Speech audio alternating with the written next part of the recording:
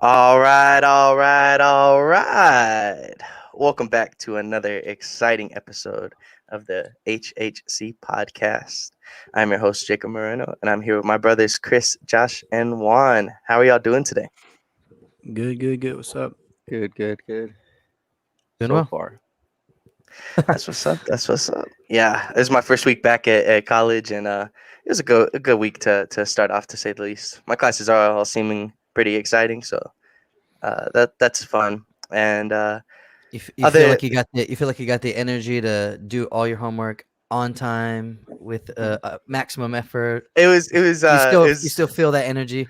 yeah, it was definitely a thing where I was like, all right, I'm gonna get ahead of the game, and sure enough, these first 5 days, I actually have been able to like put a little bit more work in on that stuff. So, but this is the Spurs podcast. We're here to talk San Antonio basketball.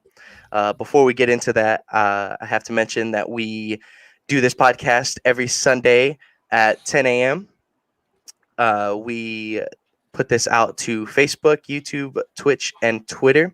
You can watch us live while it is going on, or if you cannot catch us, you'll be able to watch the VOD shortly after on all four platforms. Don't forget to follow us on the Twitter at Heroes Half Court, where we do talk Spurs basketball pretty much daily whenever the Spurs are playing, and even commenting on other Spurs Twitter verses, trying to talk with the Spurs family, right? Um, Make sure y'all tweet out hashtag Dejounte Murray, hashtag All Star whenever y'all get the NBA. chance, because yeah, hashtag NBA All Star. NBA All Sorry. Star. When you get the chance, as you know, we're trying to get our main man DJ into the All Star He team. deserves it. He If does. you're watching us on Twitter, you can just retweet this video out, and it'll count as a vote for him. Yes, it will. Yes, it will. With that being said, I'm going to go ahead and go right into this recap. The Spurs had gone into a pretty rough stretch, going 1-5 on this weekend, having a One and five four. game 1-4. Sorry, 1-4 record this week, but having a like 5 game losing streak. Sorry, 5 game losing streak until the very last game of the week. But to start off the week, we had lost to the Brooklyn Nets in overtime, 119 to 121, followed by back to back playing against the New York Knicks, 96 to 111, then going home and losing to the Houston Rockets, 128 to 124, and on Friday, losing to the Cleveland Cavaliers, 114 to 109, before finally getting a W last night against the Clippers, 101 to 94. So, Chris, it was a pretty rough stretch. We like I said, 1-4. We don't, we're down health and safety protocols from a bunch of our players from the week before, and we're trying to push forward. How did you see how this week went? How do you feel about this week? I mean, I think it's the first time that multiple of us like predicted a losing record for the week. You know what I mean? So I guess even going into the week, already kind of have that mindset of like we're looking at an uphill battle. So glad that we were able to get some of our guys back. Glad we were able to see Dejounte continue to kind of increase the things that he's been able to do. Man, I mean, it's to the point where I think I saw a video, a shot chart of like Chris Paul, and it said like in the clutch, and it showed his one spot on the right side of the paint, and it was like all his shots come from right there, right? And it's like now this past week, how many times did we see Dejounte Murray hit somebody with a right to left, right at the free throw line? It's like Mhm. you're Boom. starting to, That's water. yeah, so you're starting to see like those kind of things pop up. So trying to take in the good moments we've had, and keep moving forward. Yeah, no, I get what you mean. I get what you mean. Josh, you weren't here this last week, and I mean, there's been a lot of Spurs basketball in between that time, and I'm sure there's something that you can add on to what Chris is talking about, right?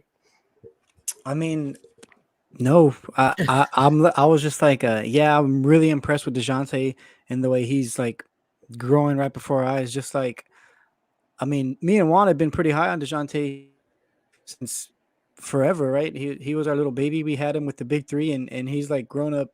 Like it's perfect the way he's been playing, and this is how we thought that he could play. And it's great to see. It's great to see him like in this role, in the guy. He is the guy for our team, and I love to see it. It's kind of horrible to watch it, to watch him put up these great stats and then just hold some L's at the end of the day. You know what I mean? Mhm. But growing pains. I think we'll get there eventually. I was hoping that our record would be a little bit better this week, but it's all good. Health and safety protocols killed us pretty much. Yeah, no, I mean, I think that's the story of the week is the health and safety protocol. Mhm.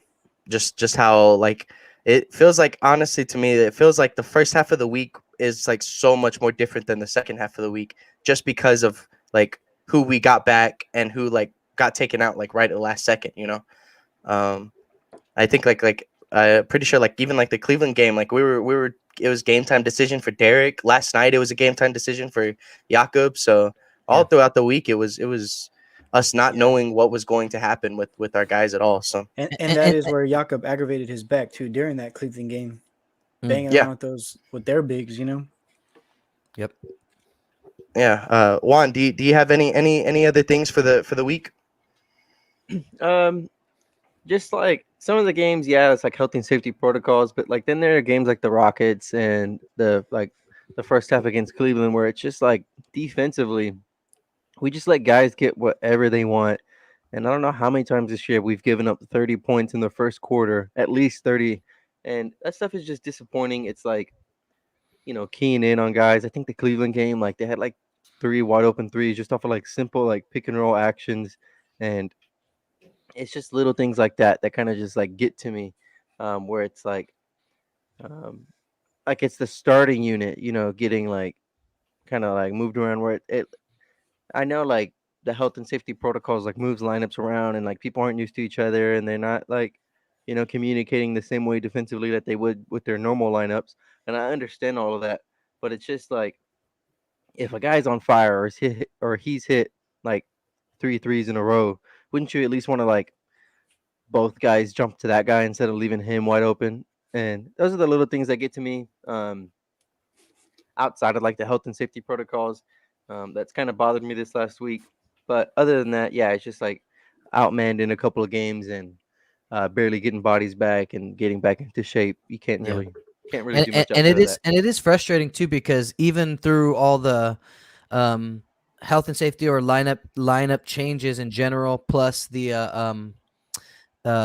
I guess the toughness of the schedule, like just factoring in everything, you still look at the five losses if you count the Philly one, but 4 for this week, and you see what 3 like winnable games, out of it. So it is frustrating, and you still want to see, no matter who's out there, you want to see the same principles. So like Juan was saying, it does. It still is hard to swallow, like seeing a game like Houston where like you're in the fight, you're doing everything you need to do, and then you let like Gordon kind of carry you or like take you out of your element for just a little stretch, and then that gave time for what's his name, Porter, to come in and kind of Kevin Porter Jr. He's just throwing shit up. you know what I mean? But I mean, but that whole thing like doesn't happen if we don't let Gordon provide that veteran leadership in that third quarter and just kind of take us out.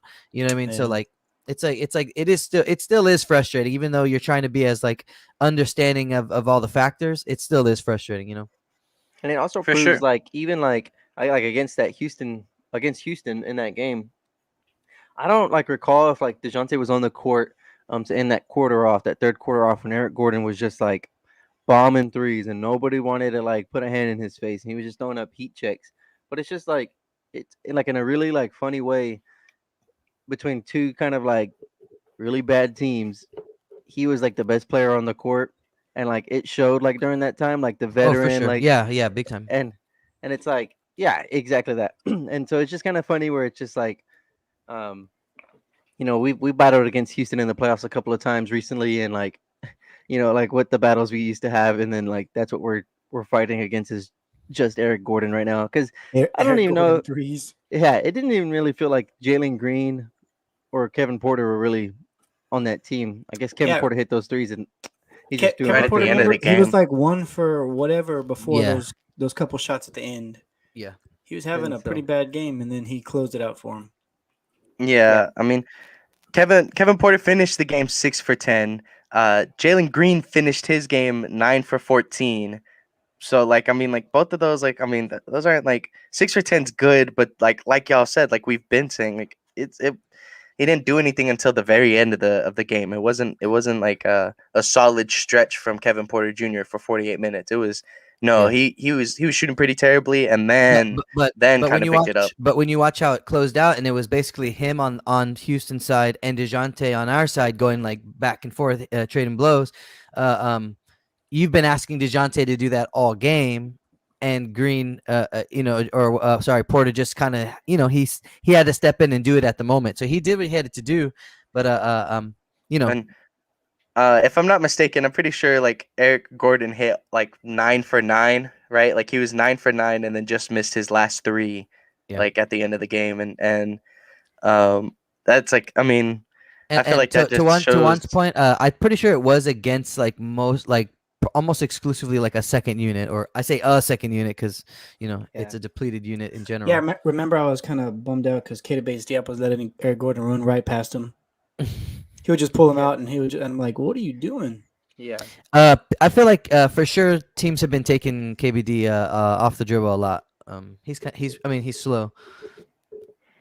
Yeah, I mean, he's always going to be slower than the guards on the team, but he's definitely I've definitely been impressed by KVD this week. Because I mean, like obviously, Juan is the biggest advocate for this. He's always talking about it with Bryn. He's always talking about it with Keita Bates, with Drew. That like you can't really go too crazy on those guys. You can't really be so upset at those guys when we're asking them to do more than what they're supposed to do, because they're supposed to just be your third string guys that can fill in when they have to, but they're not supposed to play extended minutes for an extended amount of time, right? And even so, I think Keita Bates this week has kind of showed that like he can have at least more of an extended role than what we had been giving him, but not like not pushing it, because there are times when we've seen where KBD's like falters and all that kind of stuff, but throughout this week there's been times where you're like, oh man, like I'm glad that he's been here, because if we didn't have him, where would we be right now without KJ, Doug, and like that kind of stuff, right? Keita Bates is doing everything that Rudy Gay would do for us, and I know I've said that before, like in the past couple of weeks, but he really is the only spot that Keita Bates, like especially this week, I saw it a few times, gives me pause for concern, or just like I don't like when I see it. Is there are times where it feels like last year, ball swings around and finds this motion, and then it finds Keita Bates out on the outside, and he just will not take a 3-pointer, and you can feel it, and so like that's the one thing that you especially now that we've gone away from it. Before, it's like there was 3 or 4 guys that all fit in that role. Now he's like the one. You're like, you got to shoot it or something, man. Come on. Mm-hmm. Hey, it's funny. It's funny you say that. Well, I was at the Cleveland game, right? And the ball swung to Keita Bates-Diop, and he took the 3. He like took the 3, and some random guy next to me, he looked at me and he's like, "Hey, that guy got an ugly shot, doesn't he?" And I started laughing. I was like, yeah, he does." Yeah. Well, yeah, and I mean, I definitely think catch and shoot for Keita is not too bad. Because like I mean, like even in the Rockets game, he went 3 for 4 from 3, and I know like I think this stretch, right, this last week, he actually had been like knocking down some open shots, which honestly just helps him more, because then I know he likes to do those little like spin moves and in a sense like those drives, right, where he's just kind of using his length to get by people. And so if he's at least trying to knock down those threes, if he at least hits a open shot 3 a game, like that's not too bad, in my opinion. And just to add to like the fact that like we're kind of talking about those like third stringers that are like kind of pushing it like in a good way in this extended role. Bryn went 7 for 15 in that Houston game, and that's like, I think that's like my biggest thing as to like why I'm a little disappointed in the loss, because we did have some pretty solid bench production, like with Bryn having 21 off the bench, and even KJ on his first game back shooting 7 for 13, getting 18 points for us. Like I think that's the kind of stuff that like I see that and I'm like, oh man, like I do wish that we could have been able to pull out a victory in this game because like that's solid right there. That's the kind of stuff that like Yeah, well, we even scored with the 124 points. We should that's enough to win ball games.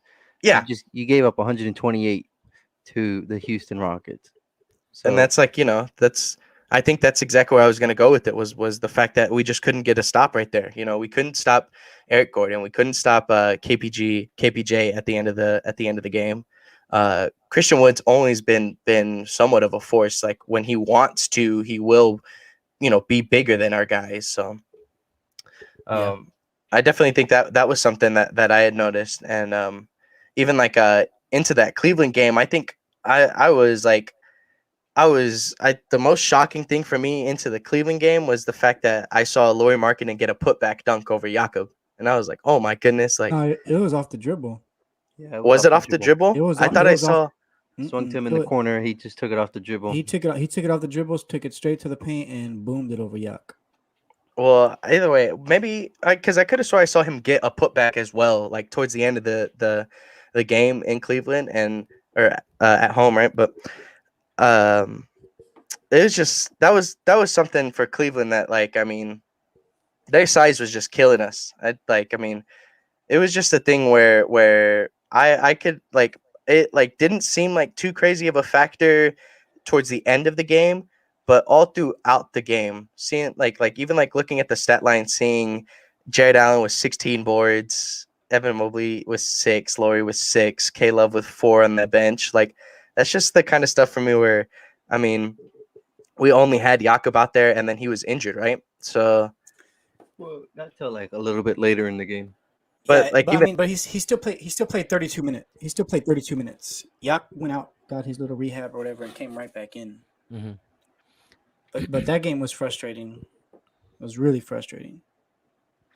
Would you say for the same reason, just because the length, like making feel like we had to work too hard all night? Like I talked about. I told y'all guys, I brought up a little point that Pop didn't match the size, and it was making me mad because I don't think Eubanks was out with any protocols or anything like that, but I didn't even want. It's kind of like all the times we talk down on you, Drew, and I'm like, where is he? We need him now. Like he did not play a single minute, and when you're playing, and I look at their lineup, I think Drew had been out. I think Drew had been out with. He'd been on the injury report for like the last week. But for that game, I think so. I think him and Derek both came back. I thought he was available. I thought the only person that was like questionable. It says DMP coach's decision for Drew Eubanks on Cleveland. Because he could have played, and I was like, where is this guy? They have all this size. We could not grab a board, and we're running like at times, we have like DJ and Lon. Like I kept seeing, it was frustrating me because like they would take Lonnie to the post like all the time. I'm like, well. Like if they're gonna run, Darius Garland played I think like almost the whole game, like 30. He played 37 minutes. Yeah, okay. So keep DJ just match him minute for minute with Dejounte. In my eyes, Matt, I would if they're gonna run a big lineup, then run a big lineup. Pop like just match them. That you see where we're getting killed, and then you have like Bryn on there and Lonnie on there, or I don't know. It was just frustrating me. I feel like we had a little bit more size that we could have used that was on the bench that we didn't, and it showed like they out rebounded. Like, well, and I don't even know if at the end of the game the stats say it, but it just felt like it big time. Yeah, I mean, go ahead. So it was really frustrating. Well, just to kind of add to one, like I feel like like you said, like when DJ wasn't out there, I feel like Darius Garland was just cooking. Like that guy could just even sometimes when DJ was out there, like there's just times when Darius Garland just could not get stopped. And that's another thing. I hate that we switch everything. He would just switch on somebody and then go after him. And then and I mean like that like opens up so much more for the size because it's just like, well, like now we have to focus on Darius Garland, and then he could just throw it up to anybody, to any of the 3 people on that court at that point, right? Yeah. And but definitely and then that Garland guy, he's been on a roll. He ended up having like 18 assists last night. Yeah, 18 assists last night, along with like another like 20+ point game. Mhm. He's been rolling too, and I don't know if maybe you just don't like prepare like too much for like that, especially like Eastern Conference opponent or whatever. But that's the kind of like stuff where it's like mid game. I know you know like you might not plan it out like beforehand, and it might not be a whole plan, but like mid game at some point you got to go. Okay, this guy's killing us. Let's stop him. Like let's do something to stop this guy. That's how Yeah. I feel. I feel like it's always like the in-game adjustments, the guys going off, and we don't do anything to stop it. to change. And the shot chart was like pretty heavily skewed that way. He was 11 for he had 25 field goal Yeah, attempts. 25 shots. And then Mobley was the second most with 15. So yeah, it was 15 for him. Osman had 12, and then Allen had 11. So yeah, like Even- Garland was like heavily their guy. Even the fact that we let like I think this was probably the most frustrating thing for me was because it felt like Cedi Osman looked comfortable out there, and like I was pretty upset that we were letting Cedi Osman be that person that was like able to just keep that pressure on us, you know, like once the five, like once you saw the likes of Evan Mobley and Darius Garland kind of like take their seat for a second, then Cedi Osman was the guy that was able to keep up what Yeah, they he were just hit doing. a couple of And- jumpers right over the top of our little guys. And I was just like, man, like why are we letting this guy be the one that's cooking us like this? Like Well, if, I mean, if Kevin Love I had a mean- night like that, I guess I'm not like too angry. It's Kevin Love, right? But I mean, you got Mobley and Jared Allen like kind of getting contained a little bit, 17 and 15 apiece. yeah, 16 rebounds and 6 rebounds apiece. Like, and that's mostly just like Jakob kind of fronting that load, right? So I mean, when you got him working hard, then it kind of just they still have size at the 4 and at the 3. You know what I mean? So it's like it's tough. Yeah, if that was Well- our game plan to get them off the boards and get them out of the paint, and then you get beat by Darius Garland, I guess, right? Like if that was the game plan, because pick your poison. If you start paying too much attention to Garland, then there's just a billion lobs Yeah, being thrown. but See, if you got and a guy working hard like Yak to do all he can to protect the paint, you need to work hard on the outside to support him. You know. And I would definitely not do that. I would take the ball out of Darius Garland's hand, and I would let Jared Allen. That guy, everything comes off of lobs. Everything comes off super close to the rim. Like I would take my chances. Jakob go defend that guy like 1-on-1. Like I don't know, dude. He shot 63% from the field that night. Yeah, like I said, off of lobs. I mean, he had how many? There's a couple he was times getting where I know spoon-fed. Jakob was getting pretty tired dealing with all of them, but each one of them, I mean, Markkanen posterized Jakob, and I saw a time or two where both Evan Mobley and Jared Allen just put Jakob on their back and just walked him into the basket. Mm-hmm. But that's okay. Like I said, if they're gonna beat you like that, I'll live with that, I guess. Yeah, I mean, and you gotta expect to on a day like that. You can't really rely too much on. Well, shoot, Jakob had 0 points in 33 minutes. Yeah, So it's like, zero. you got to live with that in the respect that you think that all of his energy is going to the defensive end. But I mean, you got to help him out. We got to find our ways. So like Doug McDermott, 3 for 13, on the night, only 9 points. Like those are the things that like. We need more just little chip ins like that. If we get a little bit more production from him, 4 for 11 from Devin. 4 for 11 from Devin, 4 for 9 for Lonnie. That was like the thing that confused me at the end of the night, because I hadn't really noticed it all too well. I noticed Doug taking a lot of shots, but I was like, man, like when I looked at the end of the game, like I honestly just would have been okay if Doug and Devin did not shoot more than 10 shots, because these are both, if I know for a fact this was Doug's first game back. I don't remember if Devin played against Houston. Yeah, he did. Right, he did, right? And even then, like he took a couple like a lot of shots in that Houston game too. Like these are your games coming back from health and safety, especially for Doug. I just would have been a little okay if they didn't take as many shots and Lonnie still took almost his 15 shots that he should have. Devin Yeah. started, right? Devin I started. think yeah. And I that means agree. that I Lonnie agree with was you, on Jake. the Though bench. I think Lonnie's attempts in general just that he needs to start living in that 15 plus range. See, Because and I it makes me wonder what they tell or what like they're coached, because you see the game like whenever the people miss time, like if you go look at I kind of want to say it was the Brooklyn New York dude, he was like at 20 shots a game, and then as soon as everybody comes back, it's like right back to 9. Hmm. and I think I it's just think a mental confidence thing for that guy. I would But say everybody comes back and he's like, okay, I don't need to do it. I'm like, no, because dude. so this is, I mean, the thing that I had noticed from the last 5 games from Lonnie was just like his catch and shoot, like those numbers from the field and stuff like that. And in the last 5 games, like Lonnie shot 30% from the field on catch and shoot shots, and then 27% from three. And I definitely think like I feel like that's some of the stuff that's like, when he takes those 20 shots, I'm sure at least 14 or 15 of those shots are him taking the ball and putting it on the floor and being able to, take his shot, right? But like whenever we have more catch and shoot guys, I guess there's just I don't know. I guess he kind of either he does it, maybe like you said, it's the coaching, but he just takes himself out of it, and then like where What was he doesn't even have. what was his assist numbers in those games when he was taking 20 shots a game? I'll go look real quick, but he Yeah, I had can check it six. out He had real six quick. assists. He had 6 assists in that Cleveland game, right? And that's only 9 shots. In the Brooklyn game, he had 4 assists. In the New York game, he had 2 assists.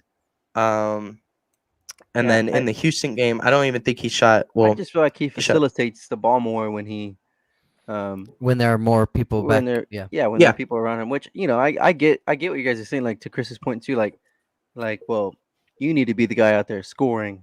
But if he's finding people, I mean, I don't mind like a And good shot. it's frustrating because him and Dejounte the last couple of games have been setting dudes up, and we dude. cannot hit a shot.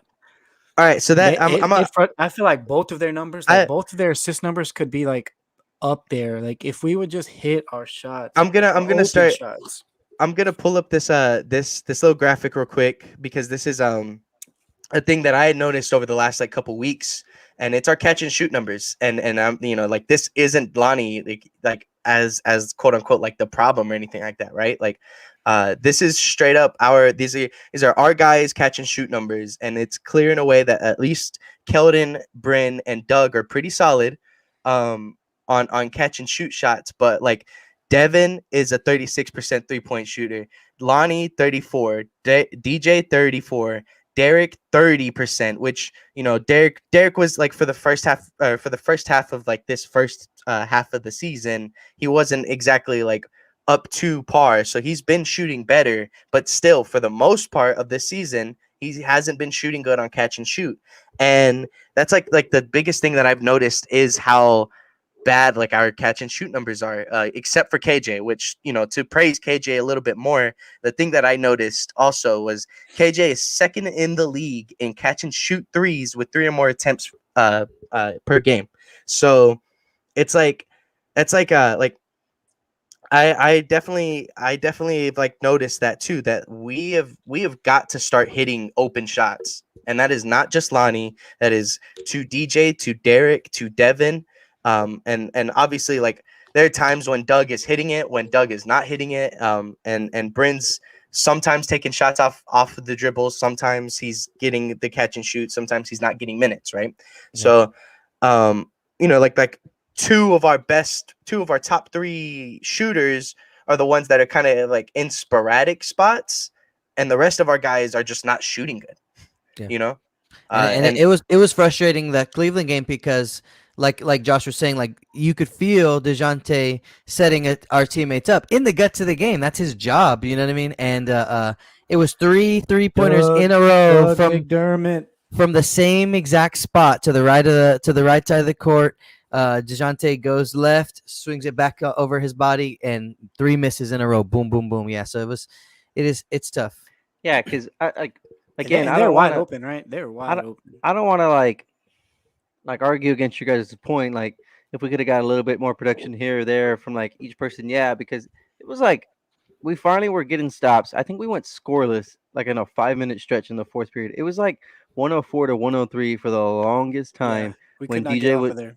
DJ was just setting people up, and that's what's just kind of frustrating is like he's like handing them buckets and like just one or two like baskets from somebody outside of DJ, Yeah, and just a few.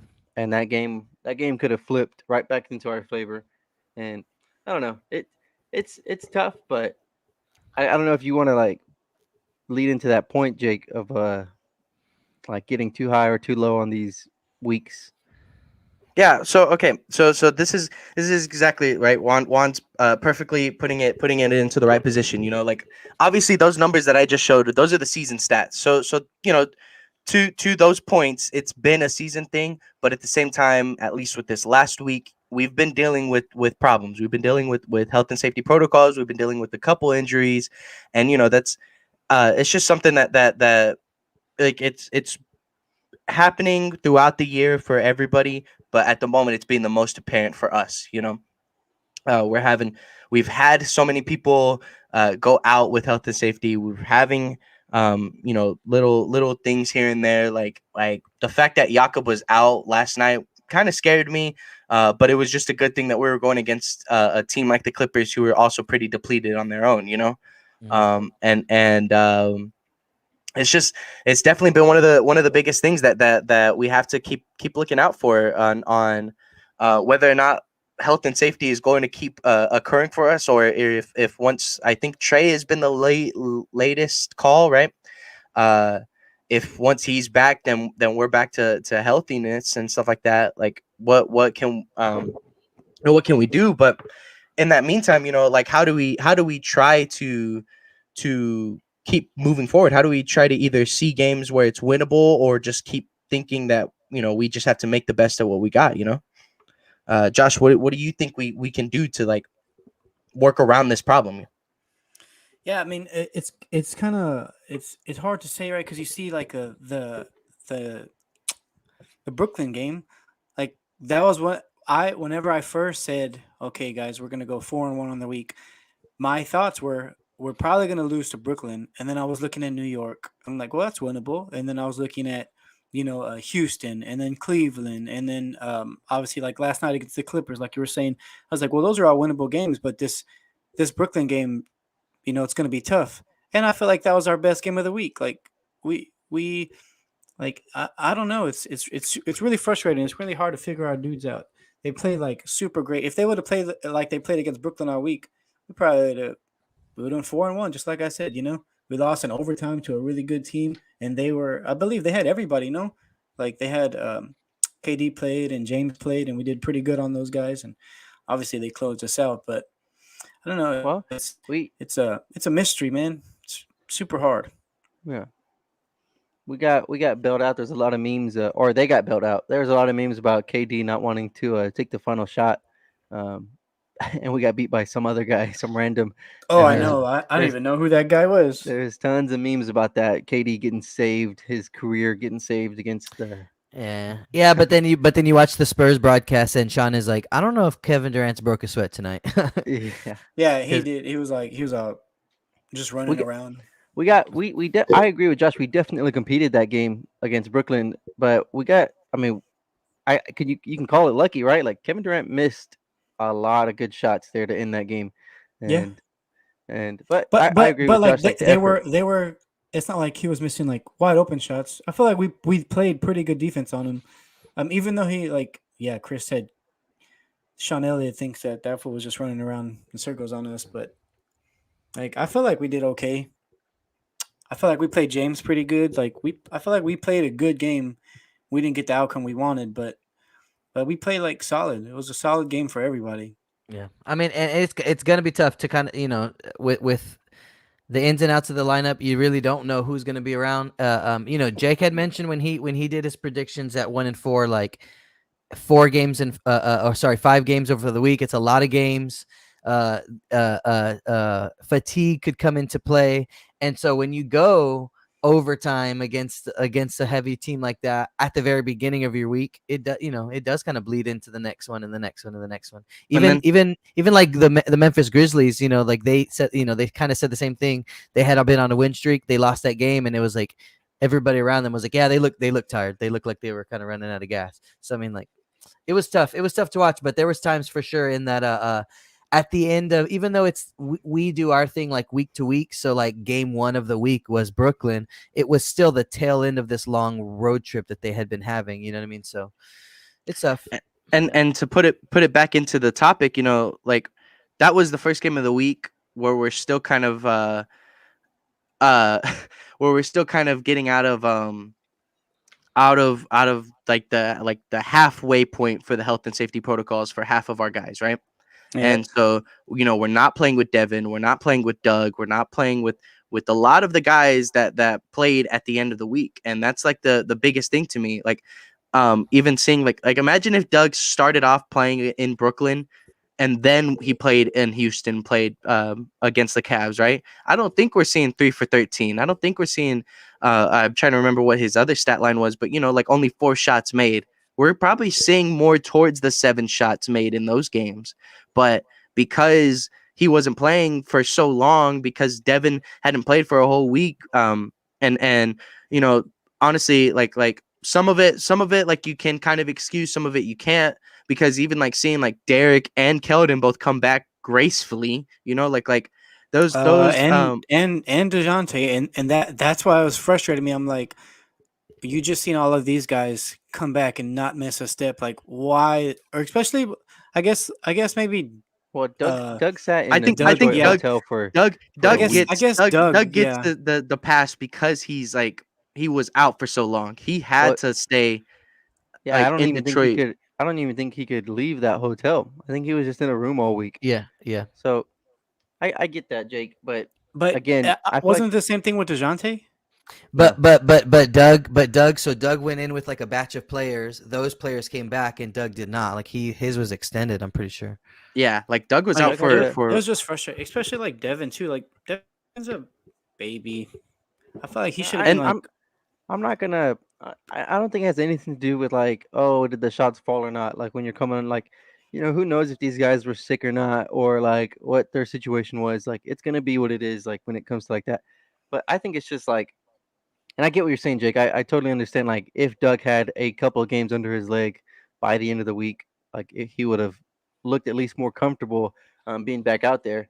My whole point about like Josh had like talked about like the effort against Brooklyn, that was like right after the game against Philadelphia, where it felt like the same way, where we competed with them and we were in that game, and our guys were hustling and doing everything they could. We kind of were just outgunned, and Joel Embiid just threw us around and started dunking all over people. And I'm okay with those type of losses when it's like you feel good about the effort. You feel good about like we gave everything we had, and we got outmanned or we got outgunned. But then when it's like losses against the Houston and against like Cleveland, where it's like there are chances there you're in the game, but it's like throughout the game the effort wasn't always consistent or 100%. Because like the Philadelphia game was like we tried our really hard, like we tried really hard. The Brooklyn game was like that, and then the New York game was instantly like, oh man, like these guys they're gassed, or like now it's starting to show the lack of depth. Like we're just getting like we're lost on defense, or we don't have enough guys. Because I think there was like a lineup one time against the Knicks where it was like all of our 10-day contract guys or all of our G League guys, and you could tell. And it was like that's like, oh, okay, like we knew this was coming, or we knew this was like. And part of the I guess process. we gotta chalk up RJ Barrett as one of those guys that just loves to go off against our team. Oh yeah, No kidding. No kidding. Real quick, before definitely we about continue. the effort. Like I think it's just like you want to see your guys compete, but like show that like fight, show that effort. Don't just go out there and just go through the motions or think, oh, we've already lost this game, or don't like be like, I don't know, Feeling sorry for themselves. Yeah. Exactly. Like we've already seen that. We've seen that when we had good teams. You know what I mean? And that's the worst way to go out. Yeah, for sure. Like I said, real quick before we continue on, our cousin had to bring out his problems with his team with the Lakers. Oh my Um, god, it's one guy, dude. I feel like one guy's bringing y'all down. I'm not gonna mention any names. what does it rhyme with? Brussels sprout. Oh, Yeah, yeah. No kidding, no kidding. I mean, that was it's that was the worst. That was the worst signing. I told him too. One time we were talking at his house. I was like, man, I was like, Melo's perfect for y'all. Like y'all did great signing Melo, but that other guy, y'all messed up big time. Mm, he said he'll give us a Westbrook for Hell no. DJ. No, thank you. No, thank you. You can have the DJ that does the mixes during the Spurs timeout, so you can have Yeah, him. you can have the Spurs DJ. I will But say this about the Lakers. You know, they're always in like the spotlight, right? Because you know they're one of the storied franchises in the Because it's the NBA. Lakers, yeah. Yeah, and so like that's really cool and all, but like we got to stop with these expectations, or like I don't know, giving excuses for like when they put it on themselves. All right, we're gonna go win the championship, and then LeBron's like, "Hey, y'all keep that same energy," and then when they suck, like let's just stop talking about them. For sure. Yeah, I don't give I don't give think he them no said I that, don't give right? them no love. He had the workout him and Russ. Remember whenever they first got him and they were working out together and they were like, y'all said it wouldn't work, blah blah blah blah blah. And he was doing all that, and now that it's not working, everybody's like, get Westbrook out. LeBron needs help. I'm like, well, LeBron's the one that told us it was gonna work. Yeah, He did it to himself. yeah. Well, good old Ryan said that he'll be there at Wednesday's game. who's that gonna be against? Nice. That'll be against the Thunder. That'll be against the Thunder, so that'll be fun. That'll be fun. Heck yeah. So Um, it's always a good matchup between Dejounte and Shea. So that'll be something awesome to like be looking forward to. Hey, that Josh Giddey kid, hey, that guy's good, man. Yeah, yeah, he is. they said his weakness was basketball. Oh, dang. That And was he the guy proved where it. on the draft it was like weakness: shooting, dribbling, passing, playing basketball. Everything, right? Yeah. Everything you do in basketball. Um, our cousin Drew's talking a little bit more about how LeBron messed up the Lakers, but this is a Spurs podcast. We're going to continue to talk about San Antonio Spurs basketball when there's still a lot of stuff that had happened in the week, and one of the biggest things that I had saw right at the end of the week that spurred this up was seeing KBD out there at the 5. And it was definitely happening because Yak was out, right? And because Yak was out, and all we had was Jock and Drew, and at some point we needed it. Pop just felt the need to where we needed to see more speed, more versatility from our 5 than needed, because who was out there at their 5? I think Serge. They went pretty small, yeah. And so yeah, I think so. So it was a thing that honestly it worked pretty well in my opinion. And I would like to hear what you guys have to say about small ball in general. I think I'm usually the one that's the most positive, the most like this is the thing that I like to see a little bit more. Whereas y'all might have a little bit of different points of view. So what do you Juan, we'll start with you. What do you think about small ball? I think this was like one of the few times where it's actually like worked. I remember like Sean Elliott like pointing out on the broadcast, like they took Zubac out because Dejounte was just attacking him in the pick and roll. They kept going on that and they were switching it, and he was just getting whatever he wanted. And that's like one of the few times like I've heard like all year where it's like we force teams to like get rid of their big man. Now Serge still was going in there and like throwing our guys Just like around and other like getting teams do to blocks. us, right? Yeah. Other teams do that to us all the time where it's like we have to adjust our lineup. But yeah, like I think it's okay. Obviously, right? Like it works best when you have like a big 6'8" guy you could put at the 4 who could do a little bit of everything. That's why like the Warriors always worked like Draymond Green. I know he's not big, but like his versatility, his game wasn't just like just to sit in the post or whatnot. His game was to actually like move the ball around and keep it moving and all that. So, well, I'll let you guys continue. Yeah, it's all good. It's all good. I'll say like it's not that I'm negative on small ball. It's not that I'm negative on small ball, but it's just the idea of like it can't it has to be like a we're not at the point yet where it's like your main attack. You know what I mean? And it's just not going to be like that. I think Drew had said it too. It said like small ball works great until you have to play against Jokic or Embiid, right? And not that everybody has a Jokic or Embiid, but just like I don't want to go out there and try to like we know we're going to be disadvantaged size wise because we want to try to beat you with speed and agility. Like I don't want to do that. I don't mind it when it's like you said, like the lineups are leaning this way. Let's just lean all the way into it for this game. You know what I mean? Like that, I don't mind. Yeah, it should vary from game to game, and that's why I was frustrated that. Well, I mean, obviously, if Drew was out because of injury or protocols, then it kind of just takes my point away. If I said he got 0 minutes against Cleveland, but like if they're gonna go big, I feel like we should go big, and if they're gonna go small, I feel like we should try to go small. And I feel like a lot of the times our coaching staff just runs through. Okay, Lonnie and Dev are gonna come in at the 6 minute mark. We're gonna do that every single game. Yeah. Drew Yeah. Yak is coming out with X amount of minutes. We're going to do that every single game.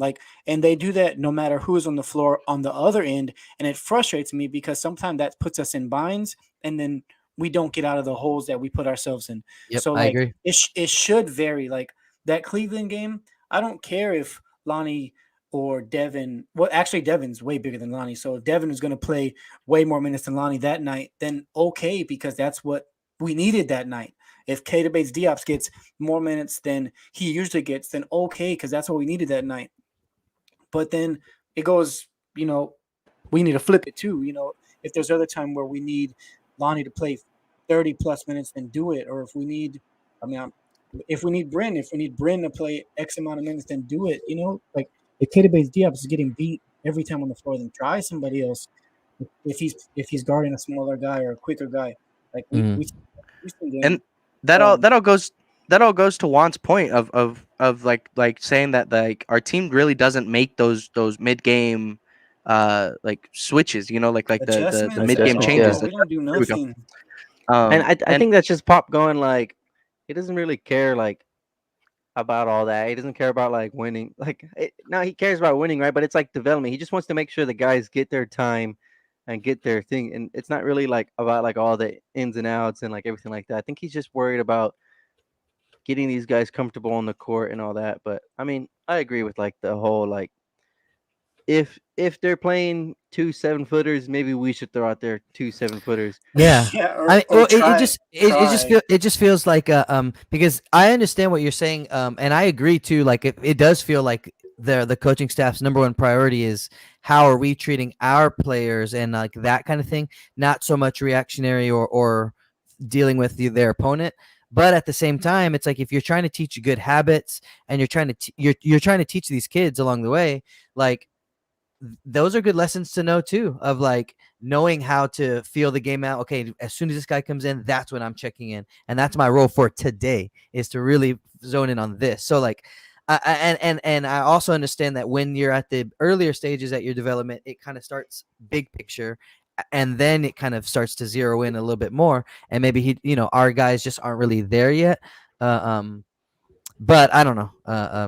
It is frustrating to watch. Like what Josh was saying, that's the stuff that I've been saying this whole time about like Jakob.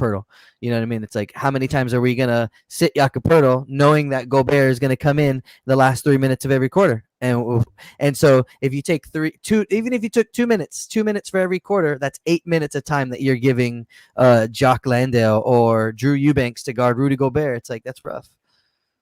Yeah, and I think like the biggest thing that we can take away from like small ball stuff, because the Golden State Warriors were like the quote unquote first team to like do it right, be able to win, all that kind of stuff, right?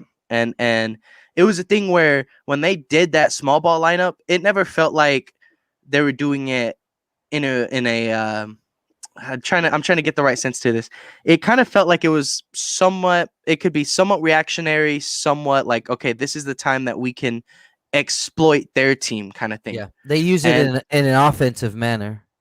and it was never like a moment where you were like, they had to resort to small ball. It was, they had the small ball as an additional weapon to use when they, when they knew they could use it. It wasn't this team is very much like, once, they start off the game with Andrew Bogut as their 5, but immediately as soon as things start going like haywire, they just throw Draymond at the 5 and it just magically works, Um, and I think that's something that we can try to add, that we can add that weapon to our offense and make a more spaced out, 5-man lineup where we're running a smaller 5 who can run up and down the court. Do you envision like any of our current bigs right now filling into that position? I really don't know. Like I think Jock can space the floor, but I don't know if that's like, I feel like that doesn't go small ball, because he's not quick enough, See, and that's small But ball if lineup, he's our only big out there, yeah, which is what we do every game with just Jakob out there. yeah, Like, and that's what I was about to say. that's my whole thing. The That's small not ball as lineup like idea has changed from going to like only one center counting as like small ball lineup to now it's like you have to run a wing at the 5, and where now we're it's running like, K to Bates or we're yeah, running KJ at the and 5, and that's where like it kind of throws me off. Is like I'll let you finish your point, Jake, but like exactly that. Like that's what I consider a small ball lineup is Jock being the only big and having like Yeah. 4 wings around wings. him. Yeah, Mhm. 4 wings or 4 guards, and it's like that's what I consider a small ball lineup. As And you opposed to you would think it would have to be Jock, right? Because of his shooting ability. yeah, because you Yeah. could space the floor and move and everybody and on the defense around. Mhm. and clearly, we don't have a Draymond Green on our team. We don't have a guy that's not big enough to be a true 5, but is still capable of being able to guard at least 3 through 5, if not a 1 and 2 on a couple possessions, and um and we don't have that's like they won a championship because they had those guys to be able to run their stuff. And obviously, I'm saying that like we could run a situation like that, but obviously that's not, I'm not telling you we're doing that because we're trying to win a championship. I'm telling you that we're doing that because it could just be a good experiment to see how good our guys could fit in a situation like that, right? And in that aspect, I feel like we don't have that 5, that guy who can move down to the 5. KJ's still too small. Kata, I can't tell you if Kata would be able to do the things that a 5 can do in a small ball lineup. And I mean, it's a thing that like it's only worked once. I kind of hope that at some point, maybe against Phoenix, maybe against OKC, definitely not against Brooklyn, but I hope maybe we do get to see that lineup come out again, just to see, just honestly to see that our coaching staff looked at that game and said, okay, this worked out. Let's maybe try it again. Well, Let's see if we can repeat the process. And if it doesn't work out, then, you can kind of start to draw away from it a little bit. But if you see positives in it, I don't think there's any reason for you not to keep trying something like that. yeah. So I want to kind of go back to what I was trying to get at, like when I had brought up the Golden State Warriors and like Draymond Green. I was gonna say they got away with running Draymond at the 5 because they had Steph and Clay, and I guess they technically ran the death lineup before Kevin Durant got there. But Kevin Durant, you know what I mean? Like they Well, had Harrison Barnes was that guy. right, they got away with it with Harrison Barnes before Kevin Durant even showed up, and that's because Steph and Clay can offensively make up for some of that lack of size. Like just like, oh yeah, we're just gonna shoot 10 threes this quarter. Yeah. And we're gonna make 10 threes this quarter between the two of us. And yeah, you might get a couple offensive rebounds here and there and get a bucket or two, but it's like they got away with that. That's why I was trying to bring up Golden State. Like I don't know if we necessarily have a big like on the court or on our team that you would like feel comfortable with, like forcing teams to run small ball. Because when I think of running a small ball, you're doing that to make the team also go small. The other team, you're like, it doesn't always work when you're the reactionary team, right? Like the whole point of We have Zach, right? I mean, I would like to see what In Zach does in theory. that role.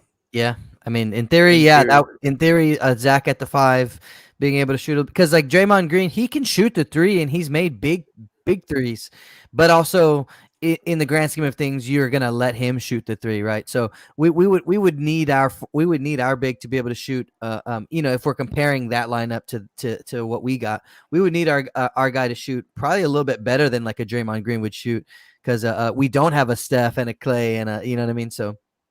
And I'm Draymond curious wasn't to even see- I'm shooting. curious to Let's see hit that, what maybe. Zach looks like shooting threes, because honestly, I Yeah. couldn't tell you if he's a good 3-point shooter. If he's or a good not. 3-point shooter or not. It's like, I Yeah, mean, yeah. because his volume is like pretty low for like the amount of time that he's played. Like it's very hard to say like he is a guy that can stretch the floor. But we have seen the centers as of late. I guess that's what they work on all off season, because they'll come one season they'll shoot 5 threes for the whole season. The next season they come back shooting all kinds Yeah. of threes. So like maybe Zach's put that in his game, and all this time he's been out. again, I'll just say, last night against the Clippers was like the first time I've ever seen it work where we were the ones forcing a team to go small. When like we were talking about, like, with if Cleveland runs 3 7-footers, let's match them, or if teams go all small, let's match them. Like, I don't know if we have the team to force, if we have the roster to force teams to go small or big.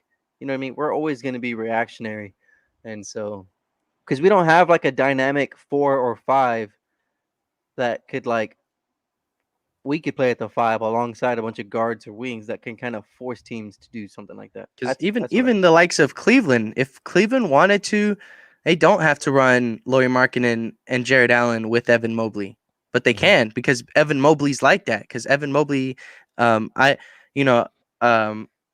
really liked what I saw from Evan Mobley. I'm gonna just bring this small little thing up. Like I saw it on Twitter. He's one of your I'm- favorite players. No, I'm so glad Houston drafted Jalen Green and not Evan Mobley. Debate's still out there whether or not like I'm okay with like Scotty being in Toronto, or if Jalen might be better than Scotty Barnes, whatever. But at least with Evan Mobley, I'm so glad that we're not going to have to deal with Evan Mobley for 4 times a year every year for the next Mobley 8 years. and Christian Wood together. Christian Wood. would have been That nuts, would- That just like, I mean, I like that's what I like- saw from Evan Mobley. Like the things Yeah. he was doing on the court, it was kind of crazy. He didn't take like many outside jumpers, but that guy puts the ball on the floor, and he tried, like, he's gonna start getting around people. and he controls an He's quick. offense so well. Like I feel like that's why that was like the thing that made me realize, okay, so that's why the likes of Lauri Markkanen and Jared Allen could be on the court with another big out there. Yeah, I remember felt when like- they were stacking up on bigs? Everybody was like, "What the hell are they doing?" And look how like look Yeah. at it work. Like When I was watching that game, it felt like, I don't want to say like Cleveland got away with running 3 bigs, because it felt like like Evan Mobley and Jared Allen are just mobile enough to run anywhere. You're not like afraid of them going out Mhm. a little bit like under the perimeter, and I think that's really cool that they're able to like run all those bigs. And then really it was Darius Garland who was just like taking advantage of all that, because you don't want to help or like run away from like too many guys. There was times where like Jakob would get like an offensive rebound and he would get like Evan Mobley or Jared Allen out of the way, and then Lauri Markkanen would come in out of nowhere and just throw his stuff. And it was like, these guys have all the size in the world on the court right now. Yeah. Exactly. And so like that's the stuff that, like, when we talk about a small ball lineup and wanting to use it, it's like I would like to, but I also would like, I want the other thing. I want to be able to use our size to our advantage. You know what I mean? And right now we're kind of small in places. If we do go small though, we got to play with pace. And sometimes I feel like even though we got a lot of young guys, they just, maybe they're still learning, so they just don't go. They still like to slow down and like think about their things a lot, and so maybe we're not ready for one of those. You don't think that's them being told, "Hey, chill out"? I don't know. Yeah. Well, I think it's them just thinking too much. Like, I definitely, because Go ahead. I mean, there's been multiple times throughout these last couple of years where Pop's been like, yeah, I want these guys to run. I want these guys to have the pace to push the ball like that. Like And then even I mean, like the coaches might tell them to not do it as much, especially because of the dumb transition fouls that happen. You know, like teams stop us from running in transition. Teams Okay. stop us from having that pace. I don't. I think that's a bad thing though. It's like do it and force them to foul you. Get in the bonus every Get in quarter. that bonus Yeah. with 7 minutes to go in the quarter. Yeah. Why would you? I would never tell them to not do that. Yeah, I mean, And I mean- there's so many times where Sean or Bill Land like call out like, "Oh, Pop's getting after his guys right now," and it's just him like just telling him like play, like come on, just shoot it, or like he's like telling him like that's when you're supposed to do this, or that's when you're supposed to do that, and it's like that's them going like they're thinking too much, or like I don't want to mess up, or what should I do here, or what do I need to do here? It's like, Hey, a just- lot of the times just I play. saw it with Bryn and Lonnie on the Cleveland game, because I that game I got to sit really close, right? I was right behind the Spurs bench that game, so it was like I was like there, and I got to see a lot of things that you kind of don't see up there. And they look back at Pop so much like this. As soon as something bad happens, as soon as that whistle blows, they're like turning around and looking like, oh shit, I fucked up. Like Pop's gonna yank me. Like, and it really kind of, I don't know. I don't know how I feel about it now. I'm like, man, you gotta let these guys play. Like they look. There's zero things that he can do though in the moment that will get them that'll change that reaction.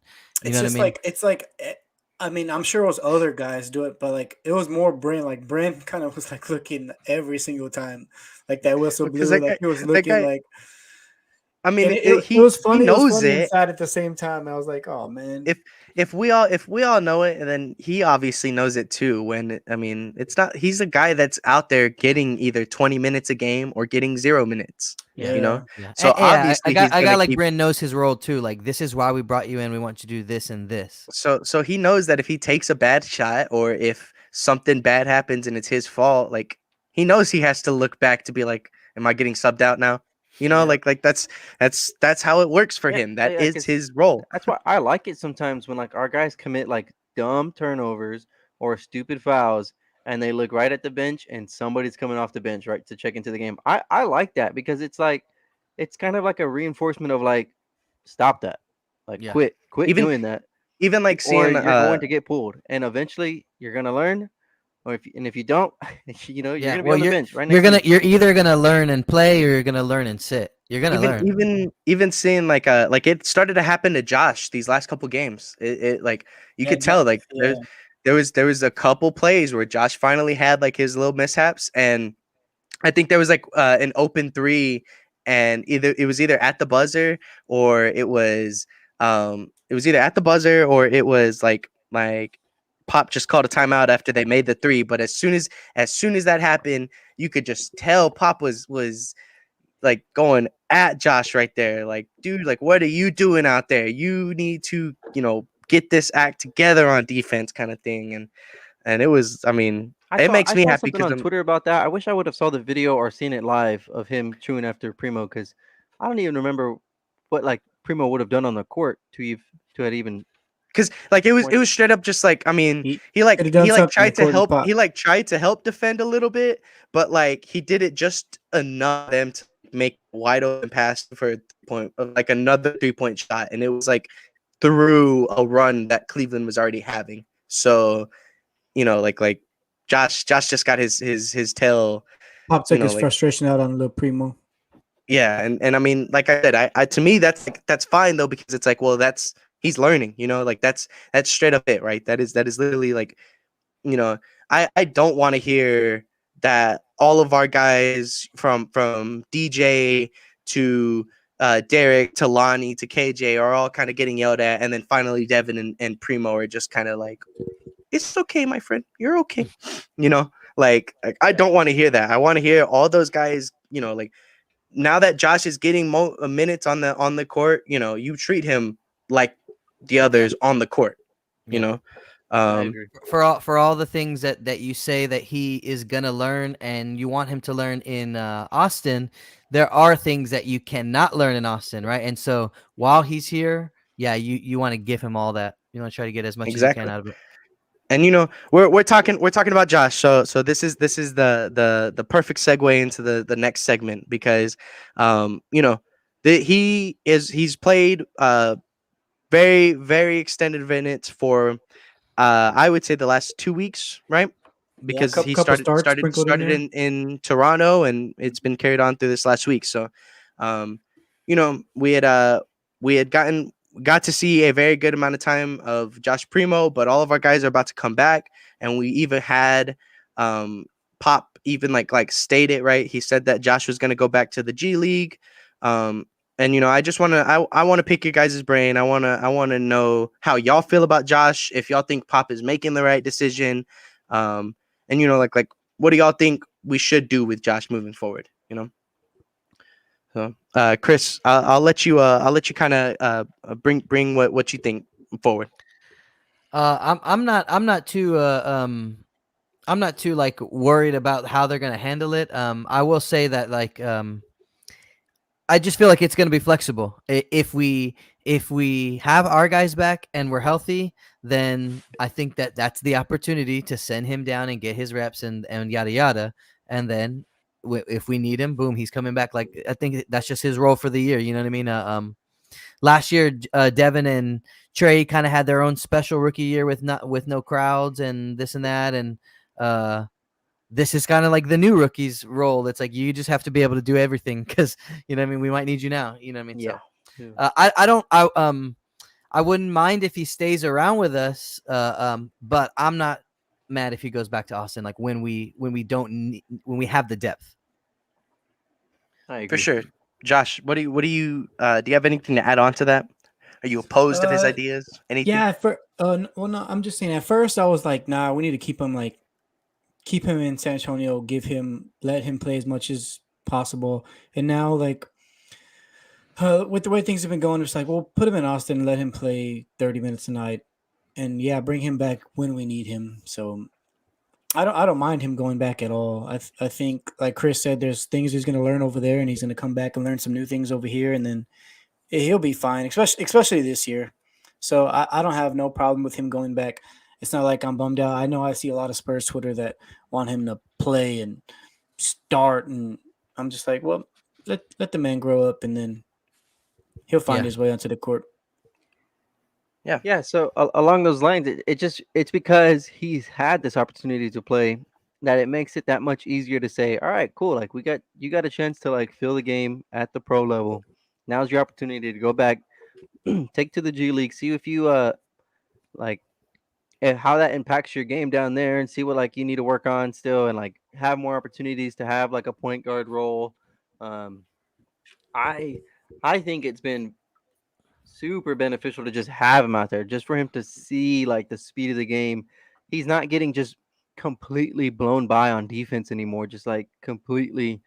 There's some times where like he gets like back down because like some veterans think he's like, I don't know, like right. A They just young pick on him boy. because they just pick on him because he's a rookie. Yeah, A young and boy. so yeah, it's been good for him to like experience all that defensively. I know he's made like a couple of fouls here or there, like reaching or whatever, but I've already seen like a million deflections of him just using his length and learning how to like get in passing lanes, or if a guy's driving right at him, he just gets like he like blocks the ball like straight out of their hand, and Mhm. it's like stuff like that. It's like that's what I was hoping for. I didn't want Primo to be like a completely offensive player and no defense. So just for him to already show that, just off of this stretch, kind of catching back up to the pace, I I personally would want him to stay with the Spurs, only because like I don't know about you guys, I love Trey, but like have we really missed him? I know like when everybody was out, it was like yeah, like we need our bodies back, we need everybody back. But like these last couple of games we just got Derek back, and the only person we were missing was like Trey, and Primo can play in those minutes if he need to, or for Bryn's minutes or whatever. And it's like I still would like him to get like the little bits here and there of just playing with our guys and growing. But I don't hate him going back to Austin. He'll just get all the I, minutes down there, and then I, he'll I come back believe we up talked about later that, in the right? season. We talked about with Primo making people extendable, and I think it was kind of like, well, I think it's Trey. You kind of just If he, I mean, if he continues to his point guard development, then yeah, for sure. There's still a lot of times in this extended time that we've seen him where him as the ball handler, he starts to feel, you can feel his tunnel vision come in a little bit, And he gets or picked on. They come and attack him at half court, and yeah, he turns the ball over. But that's yeah, good. so, Yeah. yeah. That So, is- so I mean, I guess we're still at the point where we can give him reps in another place where he can just have a little bit more success. You know what I mean? We'll bring him back later, and he'll be stronger. He'll be better for it. He'll be back this year no matter what. Like the Heat was- Exactly, yeah. and that's what I was saying. It's like we're gonna see him again, even if he goes back to Austin. It sucks, but there's gonna be a time where he's gonna come back Yeah. out of necessity. That's why I mean And- it sucks. And so just what y'all are saying, like the specific point for me, like I think I couldn't tell you if this was like statistically his best game, but for me, Josh's best game was the Brooklyn game. And it's literally because I don't care what happened throughout the first 3 quarters.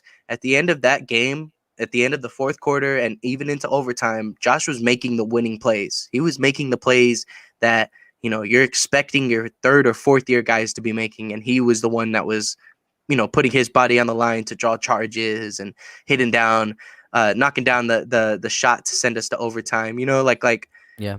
all After missing a 3, also. yeah, after missing a 3, so it's like his confidence didn't falter. There's still things that you can tell he's a rookie at, and there are things where you're like, well, he's got the potential, he's got the makings of a great player. But I'm on the side that I think that he'll probably have to go to Austin to get those reps. Just because I want to see him come back and have, like in a sense, this was his time to be like, okay, this is, I can build my confidence up. I can start to see where I belong. Now I'm going to go to Austin to refine my skills and come back even better, Yeah. and then next year we'll have Trey Jones will be on the last year of his deal, and now you have that next guy up, or you can make that decision, you know what I mean, or or maybe you light a fire under Trey and he starts to step his game up in a way that's what I'm hoping for. I'm really hoping that with what Juan was saying, like I still have hope for Trey. I still have hope that he will be able to make that jump, that to be that guy, that point guard that we want to be, that that second string point guard that cannot do anything wrong and will pick apart your bench unit. I really hope Trey is that guy for us, and he's that guy to me that I talk, sometimes I'll talk about how, like, well, what if we let Lonnie go? What if we let these guys go? And y'all are the ones telling me, well, he'll go somewhere and then he'll end up flourishing over there. And I have that feeling with Trey. I'm like, well, I think Trey he will flourish no matter where he goes. And if we let him go, if we trade him or whatever the case may be, then he's just going to flourish somewhere else. And we're going to be like, man, we had that guy and he was a 2nd-round draft pick and we could have just kept him. Yeah, because he could lead a bench for like 7 years if done right. You know what I mean? Mm-hmm. No, I think Trey's going to be good. So, I'm not saying that. I don't. I think we were able to kind of get a good grasp of how all 4 of us feel about Primo in terms of where we think he stands with the organization and stuff like that. But we still have our 3 games to look forward in the week. And it's definitely very good looking at this schedule, seeing 3 games, none of them back to back, and having this spaced out schedule from the last 2 weeks of games that we've had. Yeah, all at home. All at home, exactly. So I'm gonna go ahead and call out what these games are. On Monday at 7:30 we play against Phoenix. On Wednesday at 7:30 we play against OKC, and on Friday we finish the week out against Brooklyn. So it's I think that there's for me there's really nothing that I'm specifically looking forward to from our guys.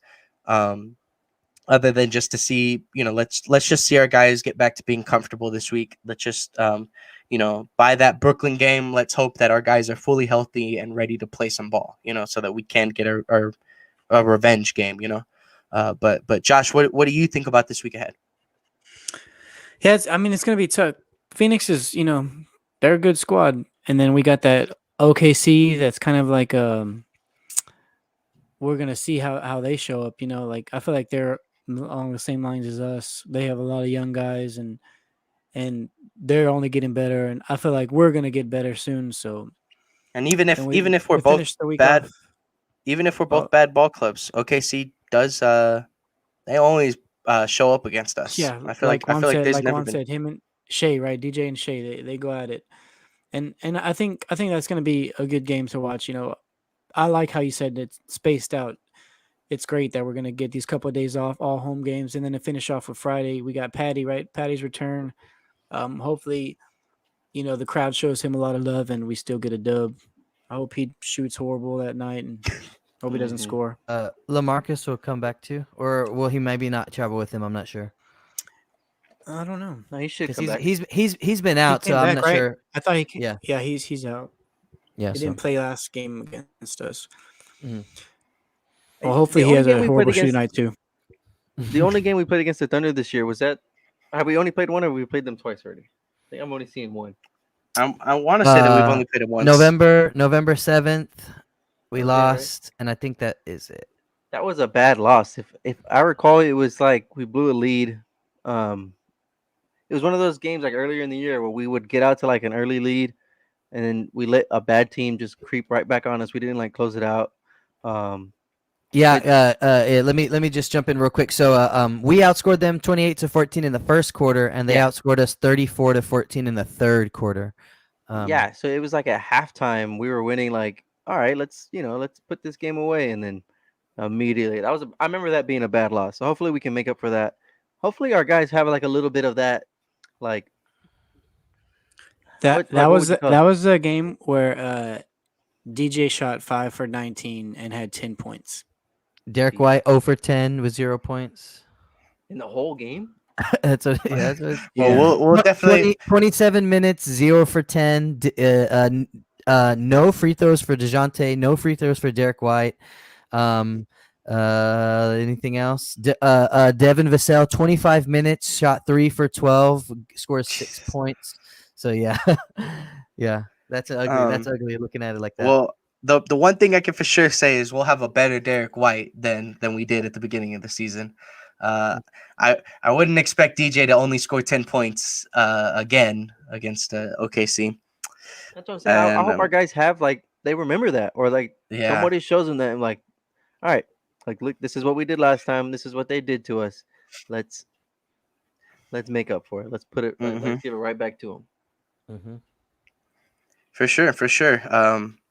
That's the game I'm You know- looking forward to, because it's those games against other rebuilding teams where you want to be like, our young guys are better than your young guys. Our young guys have a little bit more to them. They have a little bit more grit. They got a little bit more fight. Because those games, they just feel personal. Like the Rockets game, watching that with all their young guys and all them celebrating, and then like listening to like some Houston commentators throughout the game, they were like laughing it up, calling us a bad team, and Yeah, ridiculous. yeah. So it's just like, I don't know. You want to take pride every night, but you definitely don't want to be out here like getting blown out by other rebuilding. Because I don't see us as a rebuilding team as much as those teams are. Right. I mean, like I definitely there's steps to the process, and I mean with the way that OKC's doing it, they're doing it so that they can be NBA champions by the year 2048. Whereas we'll be looking to push back in within the next couple years, So Next year, boy. But yeah, I mean, I don't think there's really I feel like the OKC game's gonna be the one to watch for me. That's the one that I'm like. I mean, obviously the Brooklyn game because of Patty, because of LA. If LA gets to play that game, but I think the OKC game's the one that I'm like, all right, well, this is the one that I want to see us do good in. Like this is like Not to overlook the Phoenix game, but we lost to them twice. Both times were by 4 points. Second time we played them, we kind of withstood a pretty like what's the word I'm looking for? Like balanced attack, right? They had 21 from Paul, 11 from Shamet, 19 from Crowder, 13 from Johnson, 13 from McGee. Only 14 from 8 in that day, but still they spread the ball around pretty well. We did. Did Book not play? Not the Who? second game. The Book. second Not game the they second. didn't play. Oh yeah. No. Strained left hamstring, did not play. So we've played them pretty well, or we've played well against the Phoenix Suns, this year. So I'm just looking for like that's another opportunity to try to get over a hump. Even with even with you being not knowing what your lineup's going to be and all that kind of stuff. The first time we played them. Trying to look at our numbers this time. Porter with 15, Derek White with 19, Murray with 18. Forbes he only had 7 minutes. Lonnie Walker with 5 for 13, only 11 points. So maybe that's a spot where I just want to see that's what I want to see. It's like we've played up to our competition as much as we've played down. And so here's another opportunity to play well against a good team, hopefully beat them. You know what I mean? Like, Yeah. That's how I'm looking at it. And we have the game plan to stop Book. We just need to have the Coyote go out there, distract him for a little bit, throw him off his game. We'll be fine. That's what Drew said. Drew said Book didn't want to get distracted by Coyote. That's why he didn't play last game. Yeah. See, so if the Coyote comes out, does his thing, then we should be fine. We should be able to keep to beat a solid Phoenix team. Mm. But with that though, I think we can't go into the weekly predictions on the week. We can start to see. We have our week ahead of us. I'll reiterate. We play against Phoenix on Monday at home. Then we play against OKC on Wednesday at home, and finally finish it off against Brooklyn at home. This is all part of a 7-game homestand. So hopefully, in my head, hopefully we can push out a couple more wins this week because of how we started off the homestand. But Juan, you were talking about the OKC game. We got a little bit to talk about Brooklyn and Phoenix. How do you feel about this week? And what are you thinking? What are your predictions? I'm gonna go 2-1. 2-1. Yeah, I know it's a little optimistic, and I know I said the same thing last week where I was like, for some reason I give our guys the benefit of the doubt in these flip-flop games, like we compete and everything like that. And then like last week, it felt like we lost every flip-flop game, and Yeah, it's gonna happen. But I think the same way I believed in our guys taking care of business against Houston and the Clippers last week, I think we'll take care of OKC. You got to go out there and beat those type of teams because you're going to have tough games against Phoenix and against Brooklyn where it can go either way.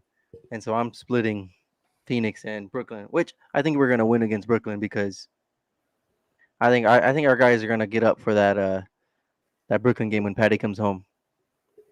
Absolutely. For sure.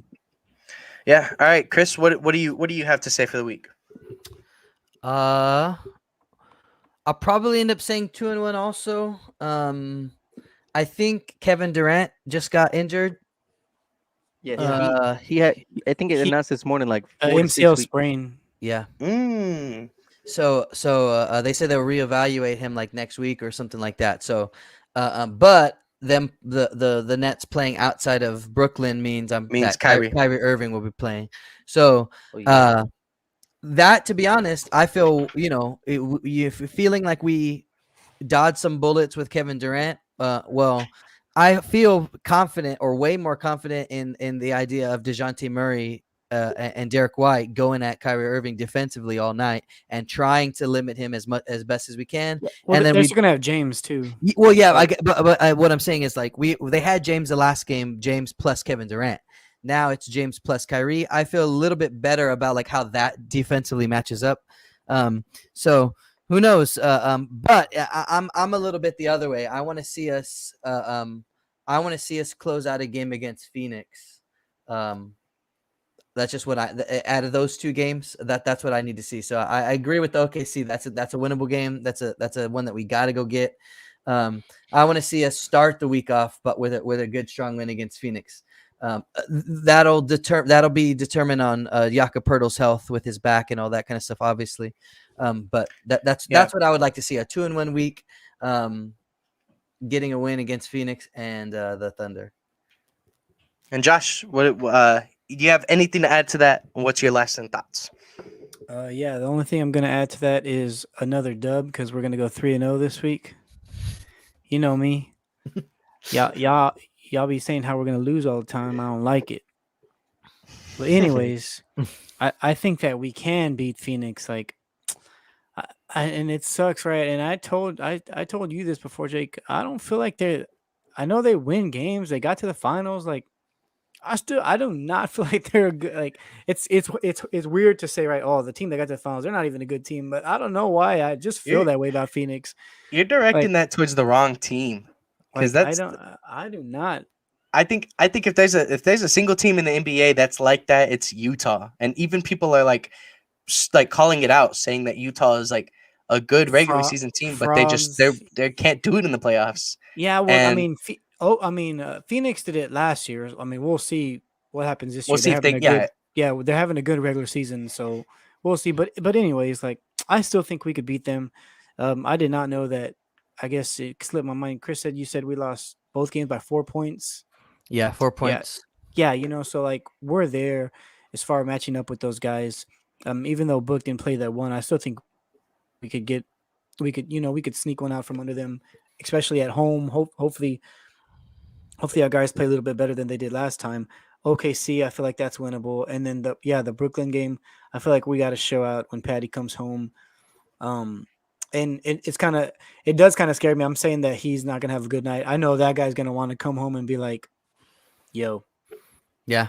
yeah, this is what y'all are missing." Like, and Yeah. it could happen. Like, it really He, could he happen. picked he picked up a charge and got pretty hype. Oh yeah, the la- other day, yeah, he was going crazy. I remember that was funny. But yeah, and he could definitely do that in the closing minutes of this game. And we used to cheer for it, and then we could be booing him this game. But Like Sean said, like, same thing that make you laugh, make you cry. yeah, we'll be crying. And he could also, he's comfortable in that gym. I mean, he was there for a long time. So I hope he plays good all week except for Friday. I'm ready to cry that night. I'm ready for them to show that video Oh, I know, right? before It's the gonna be a game. good one. Yeah. I'll be Mhm. crying. And Well, if they before have Jake an LA one too. before Jake predicts 0-3 this week, I'll just say this. I I agree with Josh where it's like I'm optimistic. I look at each game and I go, well, we've competed against them, or we can compete with these guys. We've played up Same. to this, and I just side with the more like I believe we can get a game or two against one of these good teams, and it's just an optimistic view on like I've seen our guys compete before. Now there are games where I've predicted, oh, we can go out there and we can get it done against them, and then we lay an egg and we get beat by 30. But that doesn't happen all the time. Rebuilding teams, if you're a good team, you're supposed to beat them like handedly, and so I feel like we don't get beat like that much. So that's why every week I go into it with a very optimistic view. Yep. Yeah, like Chris said, 8 points, dude. 8 points decided 2 games against one of the top teams in the West. We just lost to the Brooklyn Nets by 2 points in overtime. Like and that's why it's so frustrating to see our record being like so poor because I feel like we're like there all the time. Like we just lost the game to Cleveland, and they're a pretty good team out there in the East. And like it's not, it's by a couple points here, a couple points there, a couple points here. It's and most of the time it's at the very end. We're there. It's 1 point game, and then Which Yeah. that's what good teams do. They close games out. Yeah. Yeah, and yeah. and that's And what we're Phoenix learning. that's what Phoenix did to us the last Yeah. time is Chris Paul right at the end. we're learning. Like, and the Cleveland game, Dejounte, I think he missed both free throws. We had Yeah, he did. Yeah, so we did not miss a free Three throw missed. all night. I'm pretty We did sure. not miss a free throw all night. Dejounte missed 2. Lonnie missed 1. Like it could have been a 1 point A game. tie, yeah, 1 point game or a Oh, tight game at that point. Yeah, like little things like that. It's frustrating because our record shows that we have those little mishaps in our games. But I mean, we're hopefully, 16 and man. 27, like a little, like I think a game over halfway through the season, and our expected win loss is 21 and 22. So, and I seen like Dan Weiss like tweet out a couple times about like what our record could be like because we have like a net like a point differential like Yeah. positive or something like that. And it's like, yeah, we like lost a bunch of like fluke games like early on in the year, and it really killed our record. And then now, obviously, like the health and safety protocol stretch. But it's like but our expected win loss is 21 and 22. We're like playing 500 basketball, which is an average team. An average means like you have good games and then you have bad games, and you average out to average. Mm-hmm. And that's why I like that. You know, we're an average team without our first round draft pick, a guy that we think could be the future. He's not playing at all. He's in the G League all year, and then we see like the guys, obviously the guys that were picked before him, they're all hooping with their teams and they're doing good. Like, and we just have our little baby over there getting better. We're like, we'll bring him when it's ready. So like it's a good feeling. I hope that he pans out to be And a I good mean, one. yeah, like those young players are playing good, but like Evan Mobley, who was a top 3 or top 4 draft pick, I'm pretty sure top 3, right? Number 3. Like, he's the only guy. If from the top of my head, I can't really, I can't, if y'all have another player, that's like this, but he's the only guy who's like pretty much, one of the best, if not, the best on a couple nights on his team. Scotty is hooping over there. Yeah, but I'm saying like the Cavs are winning.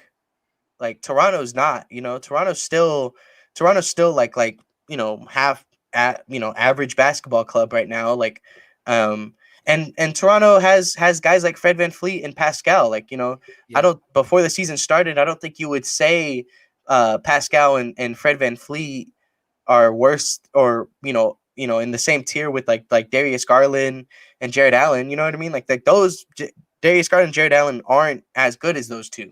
So that's like to me that's exactly like Scotty's hooping in Toronto, but they're not winning. Evan Mobley's the only guy that's on he's the only top pick, the only lottery pick that I can think of that is contributing good and winning ball games. Everybody else is still at the bottom of the pack, and I definitely think that's just how I mean, that's just how it is for us. I'm glad that Josh is kind of starting to agree with me, because I've been saying this stuff at the beginning of the year. I had been saying, for the longest time that our team is really good and I love our guys, but there's just going to be those games where we just can't finish it out because no, dude, that's just what happens. it frustrates me when you say that, because I feel like whenever I know you made your predictions at the beginning of the year, like I know you did not take in consideration that we're gonna lose everybody. We're gonna lose No, obviously 7 players to health and safety protocols at the same time. Obviously, I didn't account for the fact, like, I I'm know, not going to tell you. that's what I. But that's what I'm telling I you. can tell you that when I look at the year and I know that there's injuries for every team in the league, we're gonna win a couple games because of injuries, and we're gonna lose a couple games because of injuries. So that I'm not talking about to injuries. me, but I'm saying like we're gonna win because people are in, and we're gonna lose because people are out. Like it's in any situation, that's how it is every year. So to me, that But balances it out. I mean, there are some years when teams go like, they stay relatively healthy all year. So let me ask you this: if we were healthy all year, you would still think our record would be the same, like right now? If we're healthy all year, Yeah, like if we had, I mean, I think, without Zach Collins, because we kind of knew that he was going to be. yeah, of Do you course. think that we would have? I kind of don't even remember what we have. What is our record right now? 16 and 27. Do you think we would be 16 and 27 if we did not lose a single player? And honestly, we haven't even had any injuries, right? It's just the health and safety protocols. Couple tweaks here and there. Like the back spasm, or like the the Jakob, the one game, but as far Couple as injury tweaks. goes, we've been healthy. So then you're just saying like if we didn't have this last stretch, do you think we would have lost 8 out of the last 10? However, we lost. No, I don't think we're gonna lose 8. Like, I don't think we're gonna lose 8 out of the last 10. But you have to have context with those. Like maybe I'm sure we don't lose the game against Detroit. If everybody's healthy, we're fine. That's a game that we didn't have DJ, right? And that's a game that if we do have DJ, I can tell you with confidence that we're winning that game. But the Toronto game, was just rough all around. That was just a loss. That was a loss that we took from a bad team. So in that aspect, right? Like, I'm not going to tell you that if we're fully healthy, we're going to win a game against Toronto. But if you look at our schedule, we've had 1, 2, 3. We've had 4 like chunks of losses in a row. Like in October we lost 4 in a row. Mid-November we lost 1, 2, 3, 4, 5, 6 in a row. Into December going into January we lost another 4 in a row, and then this month that we're in right now, this mid-month, we lost 5 in a row. So it's like, even if you took and all of those big portions of losses came because of losing guys or something like that. Even if you took like that 6 streak and dropped it to 3 or 4, that 5 and dropped it to 3, you know what I mean? Like you're picking up 6 more wins on the year, you know what I mean? But at the same time, I think from that spot, which puts us at 22 and 24, or whatever. I you know still what I mean? think that you have to try to find the context in that situation, because even within this last week, Houston's the only game that, we could say that if we're fully healthy, we're probably winning that game. New York outplayed us. Brooklyn outplayed us. Now, obviously, that was OT, right? That was an OT game. I guess what I'm just trying to say though is that, like, all of our losses have come in spurts, like us getting hit down, and it's been a continuous thing. Whereas if we're full strength, you're gonna see a lot more of that. Win one, the next night we lose one, the next night we win one, the next night we lose one. You're going to see a lot more of that and a lot less of us losing 3 in a row, 4 in a row. And if all we do is eliminate the 4 instances where we lost 4 games or more in a row, if we just sporadically throw some wins in there, you're already looking at like a 500 team. You know what I mean? And if you're a 500 team, look where you're at in the West. Mm-hmm. I mean, and The New at the York game moment, we lost, Jake, our bench was Devontae Kaycock, Tyler Johnson, Drew Eubanks, Ben Forbes, Joe Wieskamp, Jalen Morris, and Anthony Lamb. Those are all the players that came off our bench. We're missing Devin and Keldon and Trey, Doug, McDermott. Like, we're missing like our whole bench, like half of our team, and we lose like to New York, like games like that, like during this stretch. And then there was that stretch where we played Drew Eubanks. We started him for like however long, and we like 2 or 3 games, right? No, it was like 7 or 8 games we started Drew in a row. When Jakob was started out. him. Yeah, When we Jakob- started when him. Jakob You're was out. talking about I thought you were talking about like recently. Yeah, and when it's Drew like started. we were starting a guy who we don't even play. He's a Who's rotation guy. our third guy. Yeah, we don't even play him on good nights when everybody's healthy. Like, that's what we're talking about. We're going through stretches like that. And yes, like that. I mean, So, Josh, the question that Josh asked me was, well, go ahead, Josh. Go ahead. I'm just saying, it just frustrates me because you're like, I'm right, but I'm like, yeah, you're right, because we have Tyler Johnson. That's why you're right. Like, God dang. Well, I don't think it's like, I don't think I'm like, I'd be too far off the mark if we were fully healthy. That's like the thing that I'm trying to say right now. I know, 'Cause- but then you see what Juan's saying, like, this is what our record.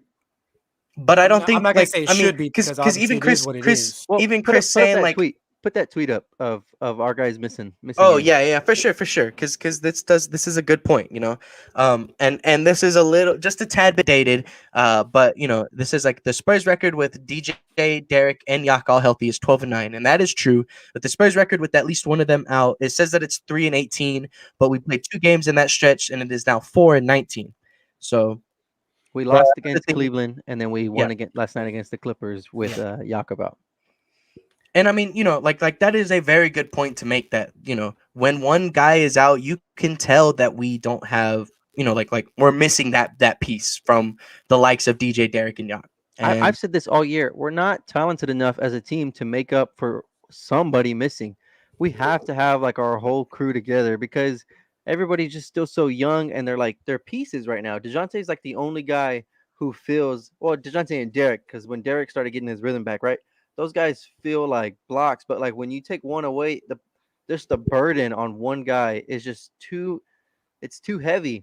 And I feel like that tweet just perfectly like tells the story we're trying to tell you right now. It's like, when somebody's missing, the team really struggles and falls apart. But and I know injuries and stuff are going to happen in any year, like every year, but it's like, that is just such a dramatic like change, like in our team. Like, that's like, even if like you took half those games away and we were, I don't know, 1-10 with one of them missing, you know what I mean? And we had all of them for like 10 more games, and we're playing 500 ball. We go 5-5, and the other like 10 games you take away, like that's how different the team could look, the record could look this year alone.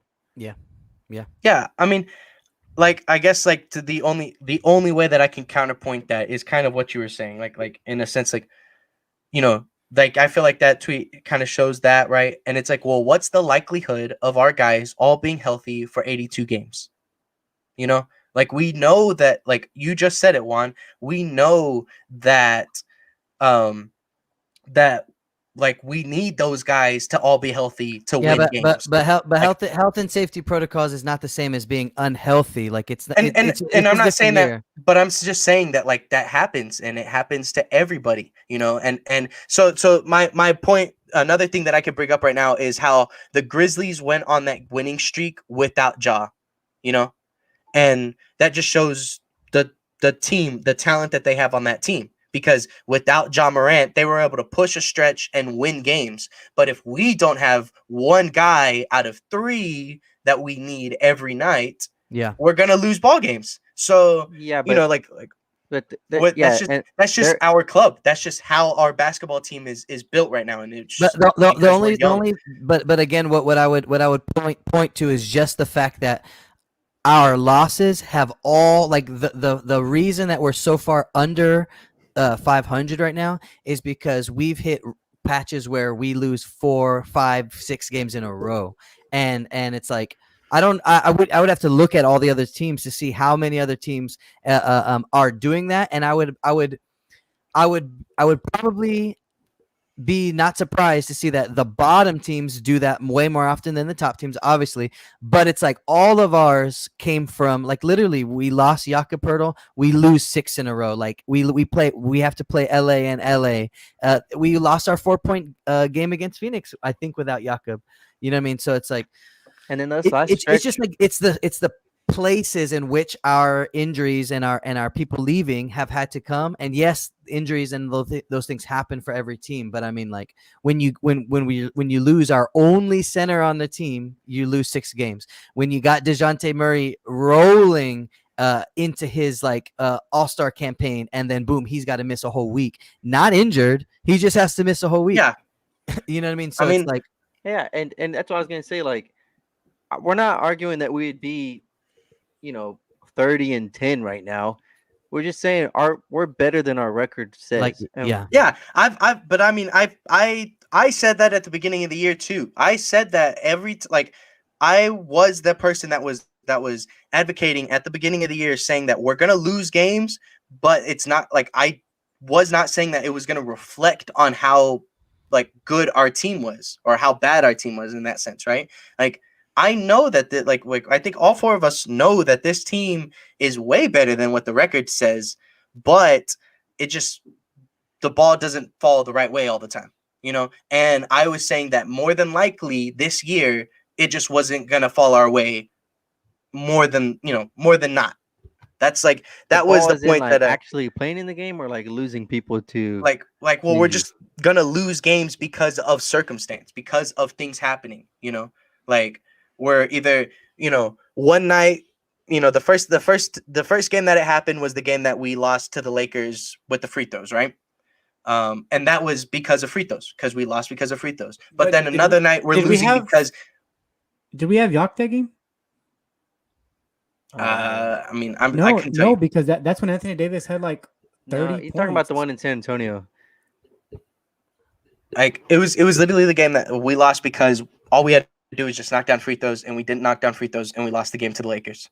So that's one. Like that's one night. Different. Another night, we're losing because Dejounte Murray's not being able to play because he's in health and safety. That's what I'm saying is that it's just a different circumstance. But really, it's like minus our, like, and I can't speak to anybody else's health and safety, but minus our 2 biggest ones, which was Dejounte and Yak, which are like the top 2 pieces. We're sitting in that 8, 9, 10, right in the same record, hovering around 500 as the Lakers, the Clippers, the Wolves, the Blazers, which is right where we thought we were going to be. So I mean, like, we've lost more games because of where our health and safety stuff has hit us. Yeah, I mean, but like I've said, and I mean, like you even said it, Chris, and I don't have the full answer to like be like, oh well, I know for a fact that at some point the Timberwolves didn't have Cat because of health and safety. I don't know the answer to that, right? But it happens to every team, so it's just that it affects our team more than it affects others' teams. That's the thing that's the other point that I was saying. Because we rely on all of our guys working together and all that. Yeah, I get what you're saying. I'll just come out and say I don't believe you, Jake.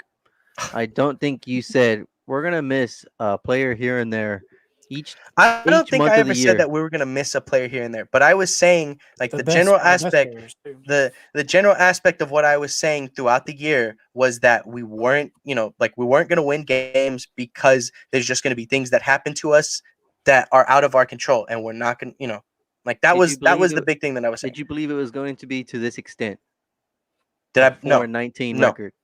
no. Okay, thank you. No, I didn't think we were going to be, like out this bad. Like if Dejounte was out, like we were going to need, like in my head. We have 27 losses right now, and we're 4-19 when at least one of those guys misses. So that means we've I didn't lost. think I didn't think it was going to be like the 4-19 drop, but I did. I mean, like obviously it's still pretty simple to know that when your best players are out, it's harder to win ball games. And But I that's what mean, I'm saying. Like you made your prediction saying we're gonna miss our best players like a no, quarter of the season. I'm saying that like things are gonna happen. There's gonna be reasons why we lose games, and it's not, like it's just gonna change every night. And the story this year has been because of health and safety, because our guys because our three best players have been out in consecutive times. Like that's like I can't predict and say that, oh, Dejounte Murray is going to have this like crazy all-star break, and then like when he's out of the games that we're just going to be totally garbage. Like I wasn't the person that was saying that Well, then at just the say. beginning of the Well, then year. just say that you're right. You're right in your prediction, but not because of what you thought, just because of crazy. Yeah. If, What but what was your season prediction like of our win total? I couldn't. It was pretty much the exact same as our wins last year. So if you can give me a second, I'll So look that probably up. like low 30s. 30 I think wins. so. Yeah, I'm pretty sure it was. and I think that's what they're trying to say, Jake, is like right now we're on pace to win as many games as you said we were gonna win. Yeah. But Not because of your reasons Yeah. at all. And I'm not, but no, see, that's what I'm saying. I understand that half, like a good portion of it can be faltered to, like, like I'm, in a sense, it wasn't exactly my reasoning, but I can tell you with confidence that I wasn't, like, I'm not that far off the mark of what I was saying, like for We're a our winning team. ball club when our team plays, and you're saying that we were gonna just lose games just because, like a here and there, like oh man, some nights you lose, some nights you win, and we're a winning ball club when everybody plays. Like, But there's, let's just say hypothetically, if we had our guys and we were in what Juan said that that stat said we would be, which would be 20 plus It what was was the record? 21 and 22, so we'd Okay, still be 20, a game under 21 and 500. 22 with a whole half of the season, and you think that we're gonna win 10 more games between now and the end of the season?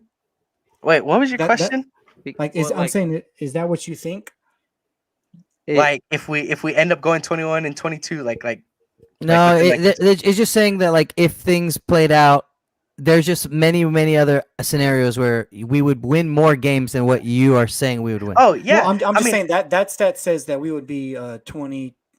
Dana, I forgot what oh, you just okay, said. okay. I think I You get know, what you're saying. so if we were there right now, But that has you to know, be like if we were fully healthy, Yeah, if well, Eric was getting his stuff at the, under normal NBA injury circumstances, taking health and safety protocols out of it, we would win more games than what you predicted. Is like what the basis of it is saying. yeah.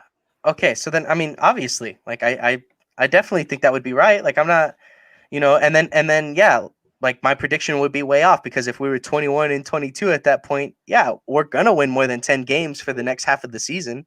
Like if we're playing that good if we're playing that good at the beginning of the year, Mhm. then we're not gonna get worse, obviously. Like unless there was just a very like unfortunate injury, but that's not what I was saying. So I wouldn't expect it to happen like that, and in that aspect I would be wrong. I wouldn't be like, okay, well this is what I was predicting, guys, but Well, see, the way I interpret this, like expected win loss, this is counting for all those games where we had health and safety protocols. These are the games we played, and it's just saying like the way they turned out, like analytically or whatever the case. Like usually teams win certain type of games, and we just Yeah. dropped them. We were like on the Yeah. wrong end of so many games that it's a like 5-6 game difference of like our record, and it's like, but that's still counting in like all the games where we were missing people. So even with like all those like losses, like with like missing one or two guys or whatever, there were still 5 or 6 games that usually like you're supposed to pull out. And we were like, remember like the start of the year, it's like they talked about like the worm was supposed to turn and stuff like that. And that's counting all the games where like our guys were out like stretches. So that's why I just believe our team is better. And all in all, I think it's a blessing in disguise because it's a chance for like a bunch of guys to get opportunities, a bunch of guys to play, and then you get a draft pick you can add next year. Like probably can be like top 10, the rate we're going right now.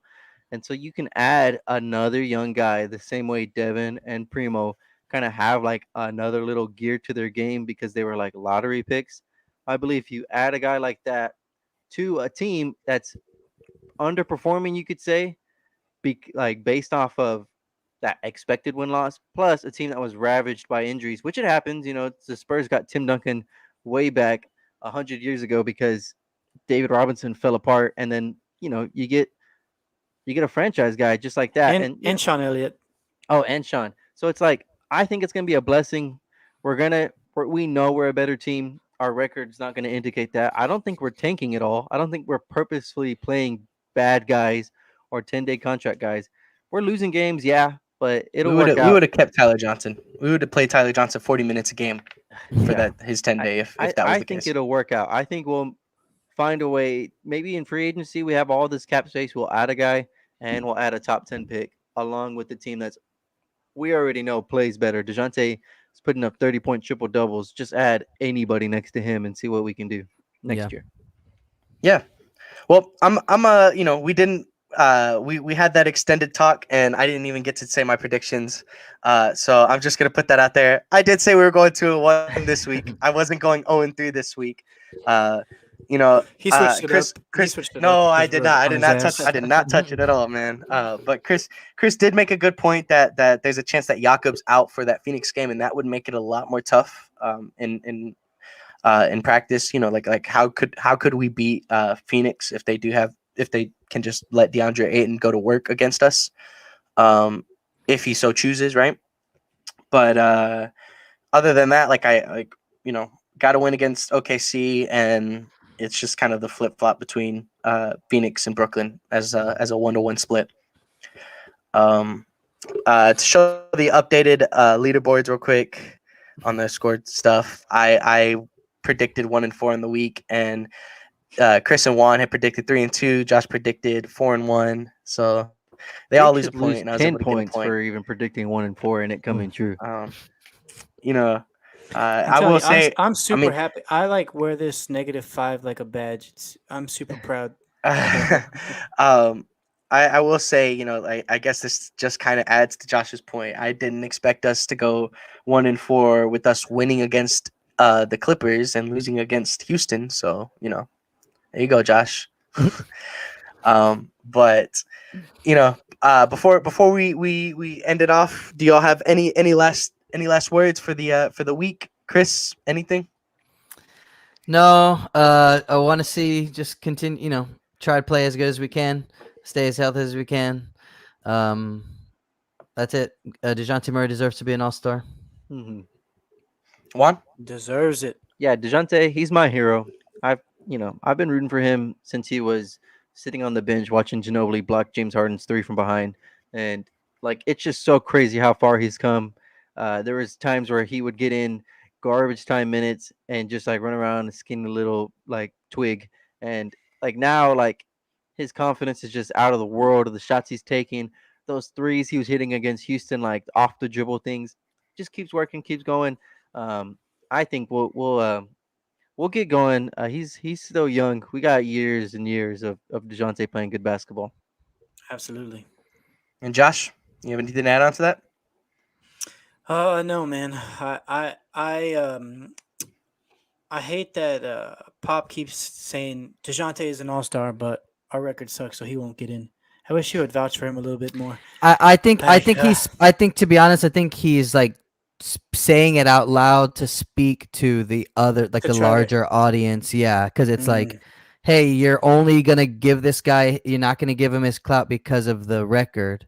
Like, and then maybe that changes the way that you think about it. I hope so, But also man. it's I hope like, so. how long does that take until you're giving somebody who's popular, but their record's garbage, and then they make the All-Star team? It's like, Russell Westbrook and Anthony Davis yeah, exactly. have more votes than Dejounte Murray, and So they so both so suck. maybe that's why he says something like that, because when you say the record, well, now you start to compare the Spurs record with teams around. It's like, okay, so then are you letting anybody from the Thunder or the Kings or the Blazers, like, are you letting any of those guys in? It's like, Damian Lillard Yeah. should not get it all then, right?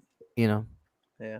Even It- Clay. it- Clay's played like 3 games and Yeah, he I was already about had to more say votes. it's sad when like Drew, our cousin Drew, will retweet something for like the Lakers, and it'll have like 10,000 retweets on it, and our little Spurs tweets have like 400 and 500, and then it's like they have like a bigger like reach on social media. Like Drew said, bring him to the Lakers and we would make him an all-star quick. Dude, if Dejounte Murray was on the Lakers right now, they would be crowning that fool. Like, it would be him over Ja, I think, in so many circles. Like, Yeah. easy. Yeah. Mhm. I You mean- hear a lot of argument Yeah, you would hear that. You would see that debate. Oh, you would. all the time. DeJounte's Mhm. averaging like 25, 9 and 9 with 2 steals a game, and his like other world defense in the month of January, and all we had to show for it was like 8 losses. Yeah. So, That makes- I kind of like have gotten a little bit more sympathy for like, these players where it's like, oh, he's just putting up good stats on a bad team. It's like, well, he's the only one out there like that's good. Yeah. Like, he's the only one right now. But DeJounte didn't put this team together, and like he there's like a clip of him. Derek took that charge late in the game, and DeJounte's like just like cheering for him, like Pumped up, "Yes!" yeah, picked like him up, pumped yeah. up, picked him up. Like you can tell, like when he has good and smart players next to him, more developed players, like the team just flows and like works better. So it's a process. I told you, remember the other day whenever we talked about Kata Bates, right? Whenever he got the ball and didn't throw DeJounte the ball, DeJounte said, "You ain't getting the ball no more," Yeah, because he did he not just- throw me that ball DeJounte's no more. look, man. DeJounte's mean mug. Ugh, That boy mean mug Kata Bates, and he didn't give him the ball no more that rest of the game. Man. Well, I don't really have too much lasting stuff to say other than I need my guy Devin to get out of the slump. He was into a slump before health and safety, got out of health and safety, and he's still shooting pretty poorly. Juan told you it's your fault. Yeah.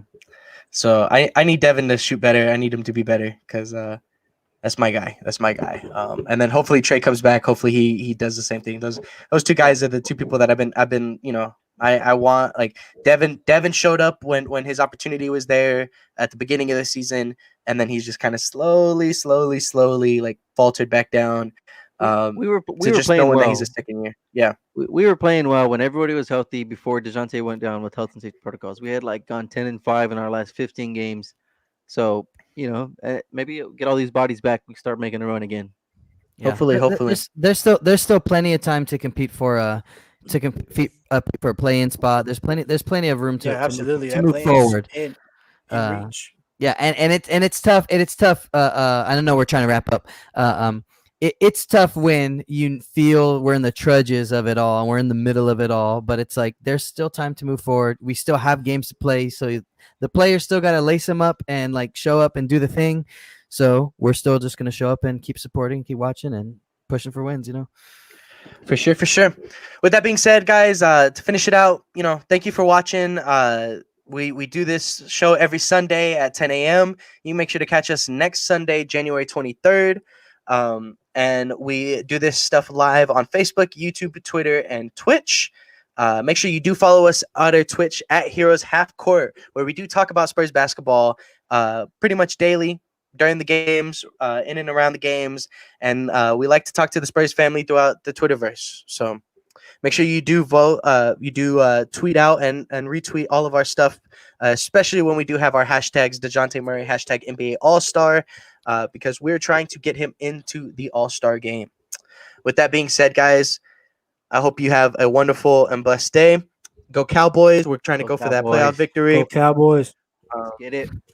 With that being said, guys, we are out.